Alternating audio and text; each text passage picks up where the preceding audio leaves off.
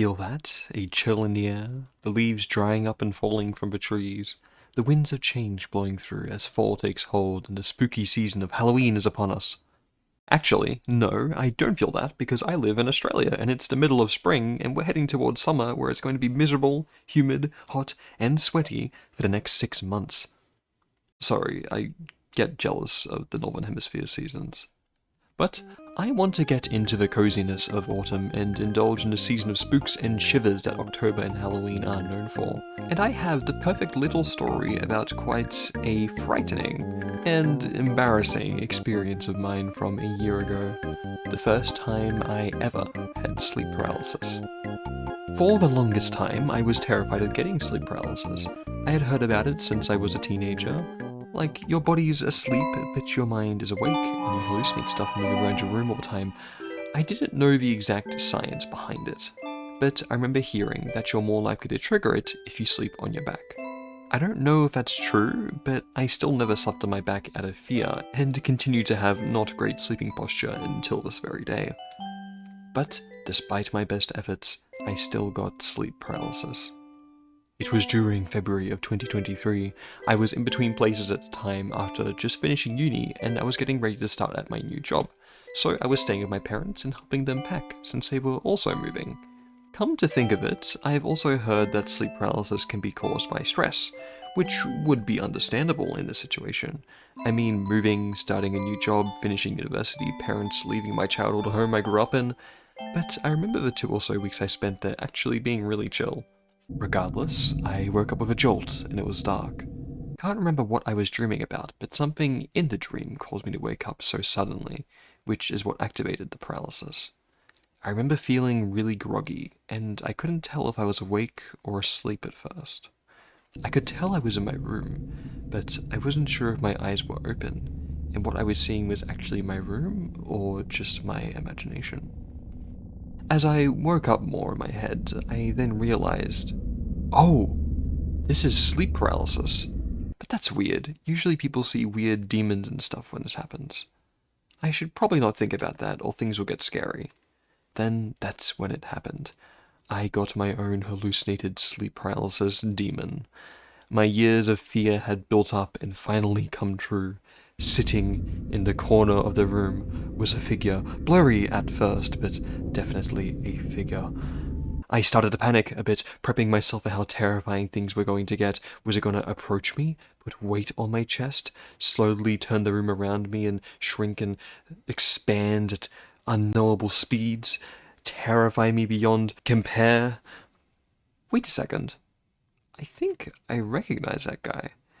As I focused a bit more, it became less blurry, and I realized that my sleep paralysis demon wasn't a demon at all, but in fact, Golden Freddy from Five Nights at Freddy's. Look, I don't know why Golden Freddy appeared before me during sleep paralysis. I am not by any means a FNAF fan, nor do I know anything about the lore. Hell, I haven't even thought about FNAF since 2014 when it came out. So why on earth is Golden Freddy here during sleep paralysis? Okay, I thought. I guess that's still kind of scary. I remember being scared of FNAF for like a few days a decade ago. Maybe he'll just jump scare me or something. Wait a second. He's not leaning against a wall. After realizing it was Golden Freddy, things became a bit clearer to me and less groggy. I saw that he wasn't in fact leaning against a wall, but the hallucination was overlaid with my actual vision. So Golden Freddy was sitting on, from my perspective, my arm. But by now, I was awake enough for my art brain to kick in. If he's on my arm in that size, then the perspective doesn't work. He'd be tiny. That's not scary at all. So, what should have been a terrifying experience that I worked myself up over the past decade was ruined because I was too much of an analytical nerd and broke the whole illusion. After deducing that this was in fact not scary at all, I realized that my body was still asleep and I couldn't move. Okay, how to wake up now? This was honestly the scarier part. I didn't know how to get out of it, and I didn't want to be stuck in sleep paralysis mode. After a while, my brain must have tried to hallucinate a way for me to wake up without myself actually being aware. So I thought it must have been about 6:30 in the morning or so, the time I usually wake up. And in my head, my dad was at the door, asking if I wanted to take Nala, our dog, for a walk. Perfect! This will fix everything. I need Dad to know that I'm awake, so that I can get out of this. Plus, I want to take Nala for a walk. And what can I do if I'm paralyzed? So I tried to move as much as I could, but nothing happened.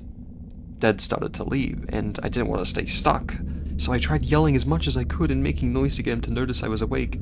It felt like trying to push through a really thick barrier just to make any sort of noise, and took all of my effort. At last, I managed to make a very weird and unflattering mumble sound which surprised me enough to actually physically wake my body up. I sat up to look towards my dad and Nala, but there was no one there. It was dark and quiet. Even my sleep paralysis companion and Golden Freddy was gone. I can't believe he left me. I checked the clock, and it was 3 a.m., not 6:30 like I thought. I felt more confused about the situation, and embarrassed that I was scared of sleep paralysis for that whole time. It was honestly really underwhelming. Can't say I recommend it. But I remember going back to sleep just thinking, that was it? And I'm still embarrassed to this day to say that a tiny version of Golden Freddy just sitting on my arm was my sleep paralysis demon. I've had it a few times since, but instead of being scared, I tend to just get frustrated and really confused and disorientated by it. I often can't tell if I'm actually dreaming or awake, what's real, what's not, and then I wake up just super exhausted. So that's my experience of sleep paralysis.